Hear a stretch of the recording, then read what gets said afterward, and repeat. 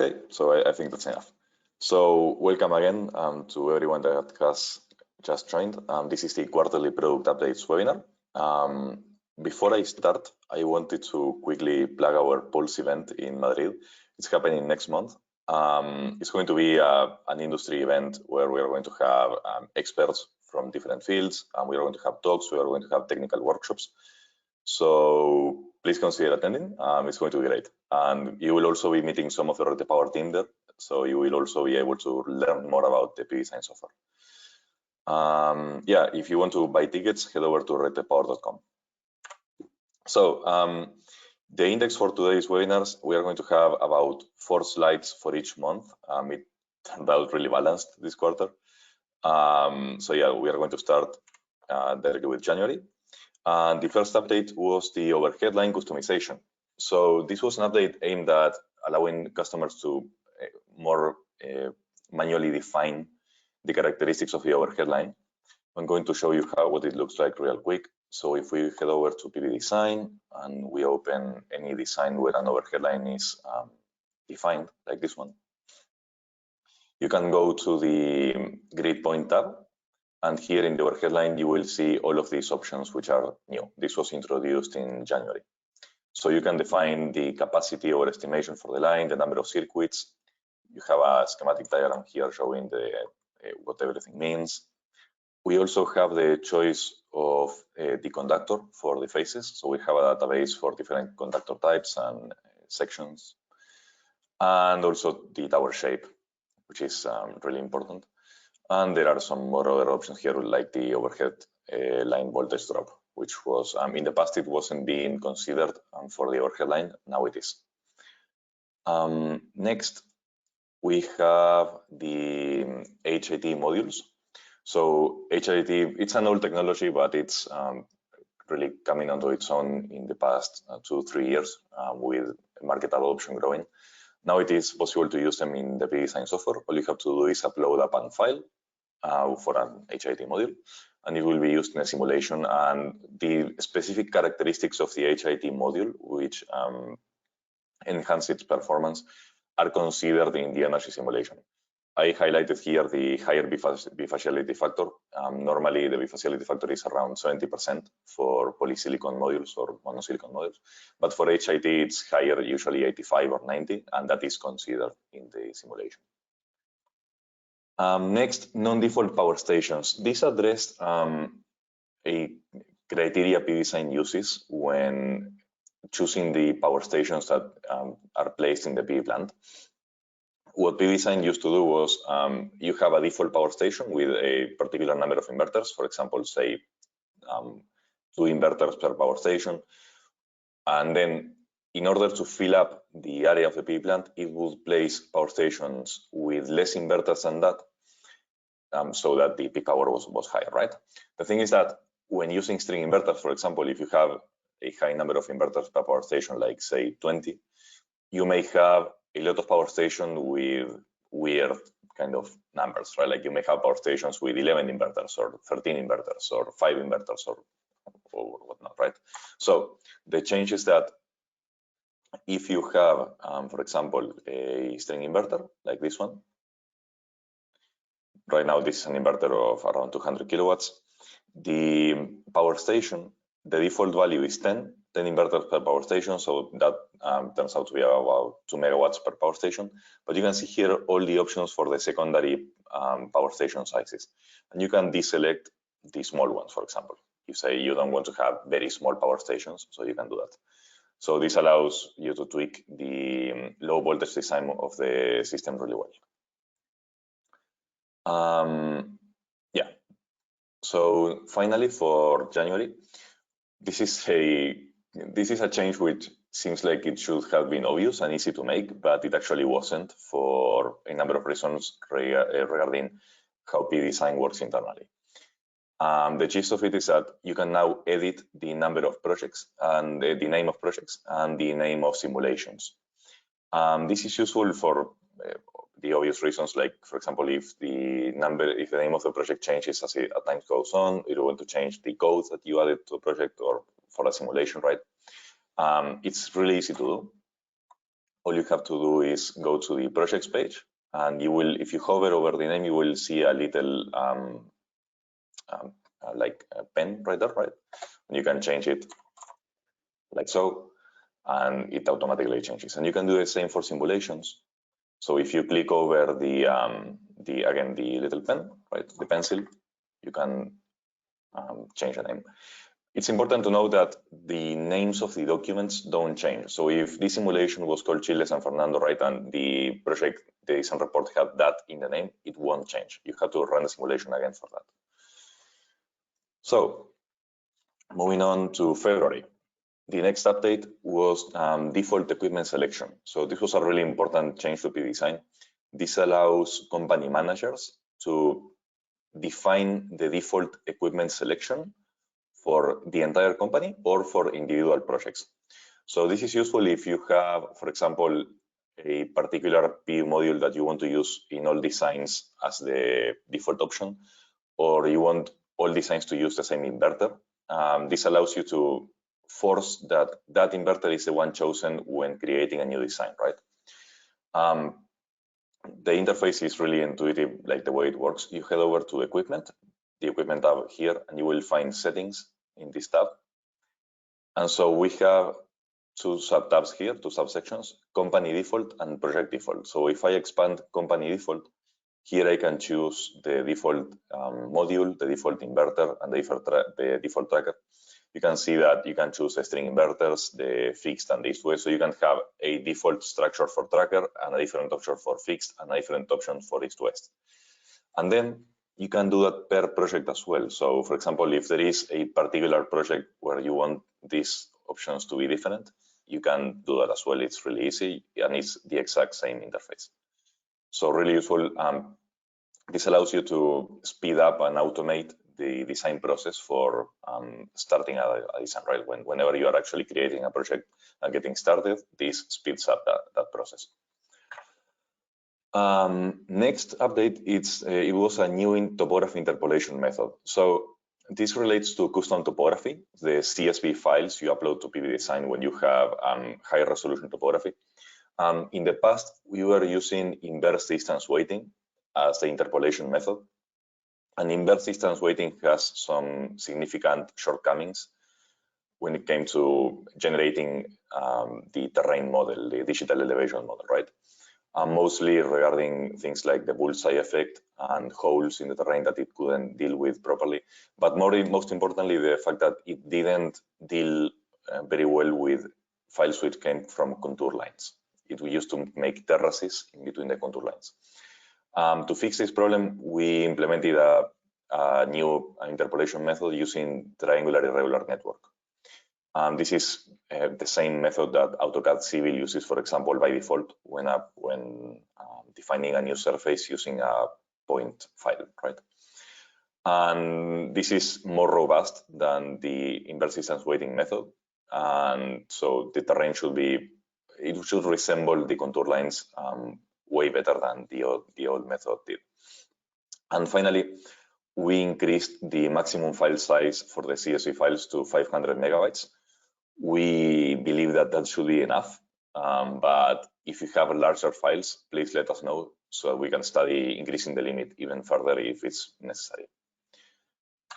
Then the next update was a change to perimeter roads. So it is now possible to have a layout, a PVDesign layout with just perimeter roads and no internal roads. And this is useful for small PV plants where you want to have the highest fill factor possible, like the highest peak power possible, because the area is very limited, and you want to use the space you have as well as possible, right? So you can choose between two options. One is a perimeter road surrounding the entire PV plant, and the other is just a minimum amount of perimeter roads to satisfy that all power stations are connected to the access point. We have some limits in terms of how big the PV plant can be in order for this to work.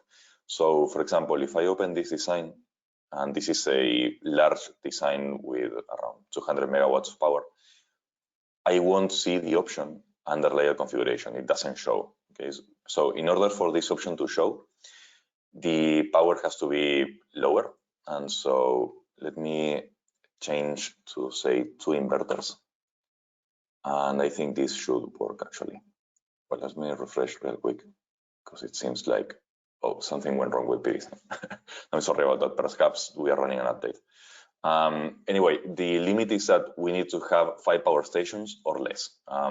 If you have more than 5 power stations, the software won't allow you to use this option. The reason for that is that we don't want the situation where you have all of the power stations along the edge of the PV plant, right?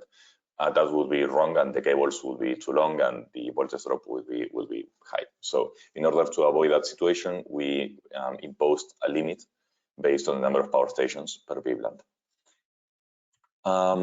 Finally, we have the custom horizon profile option, which allows you to create a customized horizon profile based on a CSV or .hor file.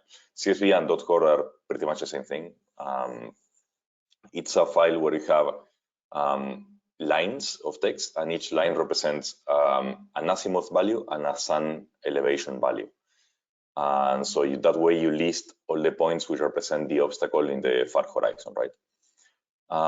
You can import such a file from, for example, PVSys or PVGIS or any other source you want, or you can even make it manually. So this gives you a lot of flexibility.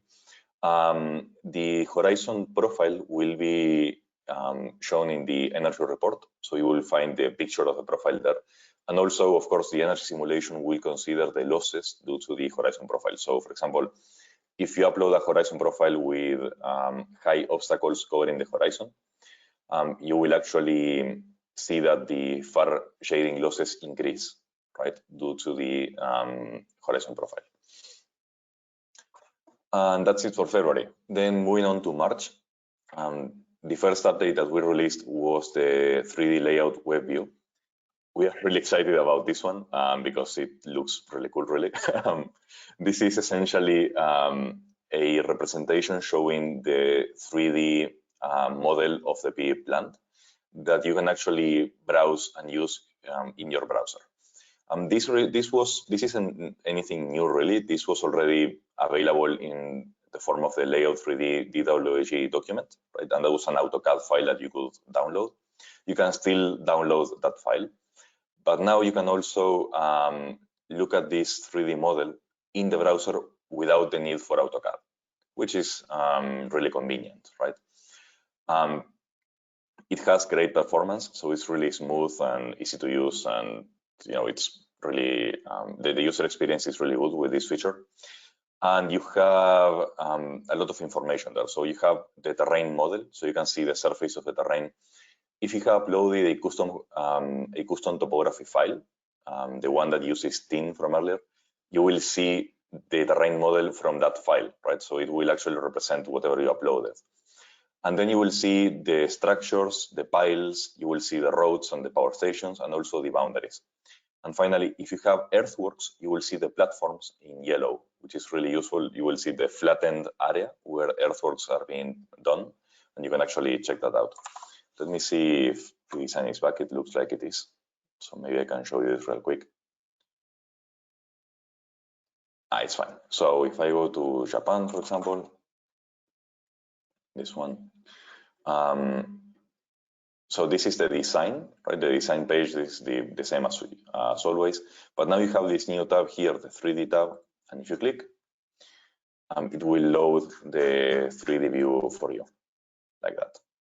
And you can see all of the structures there, the terrain, and these yellow areas here, these are earthworks platforms. In this case, I believe this must be for the substation and the battery area. But you can also see some earthworks for the structures as well in the middle of the PV plant. So yeah, it's just really cool and nice to use, and gives you a lot of information regarding what the PV plant would actually look like once it's built, right?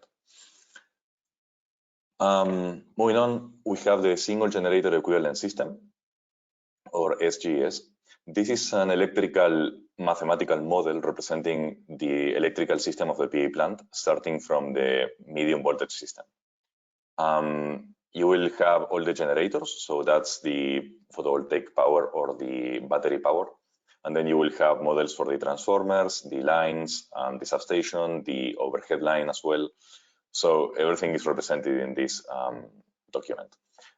In order to see the model itself, you will need to go to the documents. So let me show you that real quick. Let's see if this one is recent enough. March 10. Let's see. I'm trying to find a new simulation because this was released recently. Yeah, this one is good. So you can download here the power flow model, this document here in Excel. And if you do, you will find the SGS representation. So you have a picture here, a visual representation, and then all the characteristics over here. So this is really useful, and it's also something that some utilities require. So it's kind of mandatory in order to present a project. So it's really useful again. Yeah, and finally, we made some improvements to the cable sizing and the power factor estimation. They now consider the medium voltage line reactance, which makes it more precise, really, and makes the cable sizing particularly more precise, more accurate than before. Next, this is really new. Now it's possible to integrate SolarGIS with PV Design. If you have a TMY API key from SolarGIS, you can input that API key into your PV Design account. And so whenever you upload a site to PV Design, the PV Design software will automatically request a TMY from SolarGIS and add it to your project. This feature streamlines the process of creating a simulation in PV Design and using the most accurate meteorological data that is possible. And it's also a nice way to automate your workflows, right, in your design process for estimating the energy yield of a PV plant. In that this cuts a part of the process, right? It cuts, in the past, if you wanted to use SolarGIS data, you will have to download a CSV file and upload it into PV Design. Sometimes there may be an error and the CSV file didn't work or whatever, right? So now that's way easier to do, and PV Design will do that for you automatically. So yeah, highly recommended if you have a SolarGIS license and if you have the TMY API key. This is really useful. Finally, this was another very recently launched feature, the restricted areas for the overhead line. So now, if you add, so there are two parts to this feature. The first is that if you add a restricted area in the path of the overhead line, and you do that by doing something like this, let me show you. Let's see. Yeah, this one has an overhead line. So if I click clone here, this takes me to the interactive site creation tool. You can see here that this line in blue is the overhead line. It's in here. So I can hide it or show it so that you can see it more clearly. And now, if I want to have the overhead line avoid a particular area, for example, let's say that I want to avoid the placement of towers in this kind of forested area. Maybe it's a depression in the terrain, maybe there is a water body or whatever, right? So what I do is that I can block it using a restricted area, like so. And now the overhead line algorithm will avoid placing towers in that area. It will avoid doesn't mean that it will always be able to do so, right? Perhaps if of course, you can have a situation where the restricted area is too big, like this, and there is no alternative to placing towers in that area because this span would be too long. In that case, the algorithm will try to place as few towers as possible. Okay, so it will minimize the number of towers within that area. And if it places towers inside that area, you will get a warning in the overhead line layout saying this tower is inside a restricted area. So that's one part. The other part is that if the overhead line crosses the available area, the PV Design software will automatically add a buffer zone around the overhead line so that there are no structures below the overhead line. Okay, the buffer, the actual value of the buffer changes depending on the voltage. So the higher the voltage, the larger the buffer. and it does this automatically for you. And the new area will be marked as different from the other areas. You will have user, I think the name is something like user created restricted area and PV design restricted area, so that you can tell them apart, right? The ones that PV design automatically created from the ones you created on your own. So yeah, this is the new automatic restricted area. And yeah, here in the video, you can see right now the warning. So this warning says tower inside restricted area. So you can identify which towers are inside those areas. So, well, and I think that's it. It was a very intense quarter for us. We had a lot of releases and many new features. We are really happy with that. And I hope that all these improvements made PV design better for you all. So if you have any questions, please drop them in the chat, I think, and they will be passed on to me. So we will have about 10 minutes, I think. So please go ahead with your questions.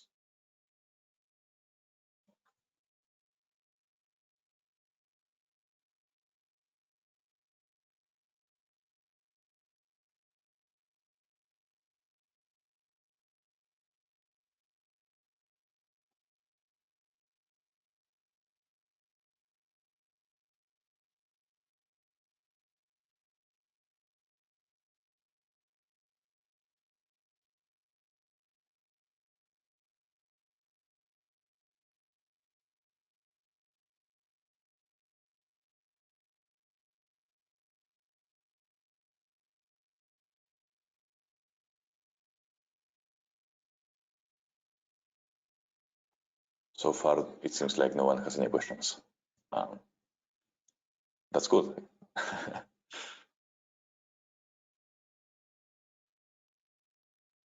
Here we go. Are you planning any updates related to BESS?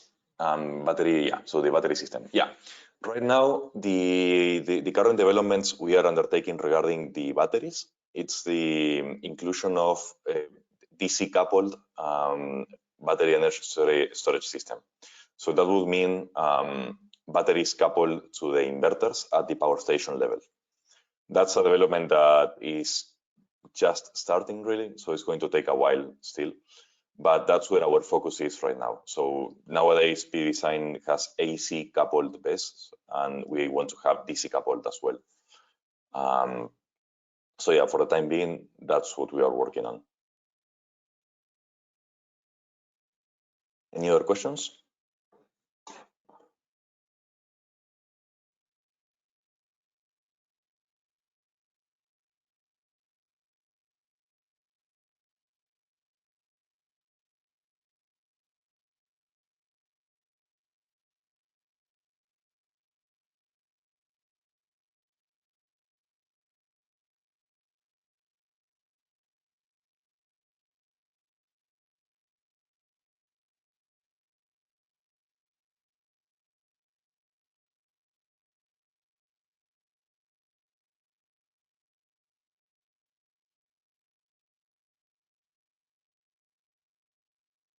Well, since it doesn't seem like there are any more questions, we are going to finish the webinar here.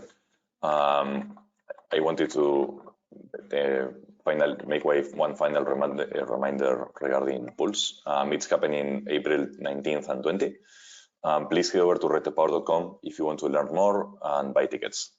It's going to be great. I'm going to be there, and I hope to meet any of you in person who happen to come to the event. So thank you so much. Have a nice day. And maybe, I don't know if I will be doing the next quarterly updates, but see you in the next one. So bye. Thank you so much for attending.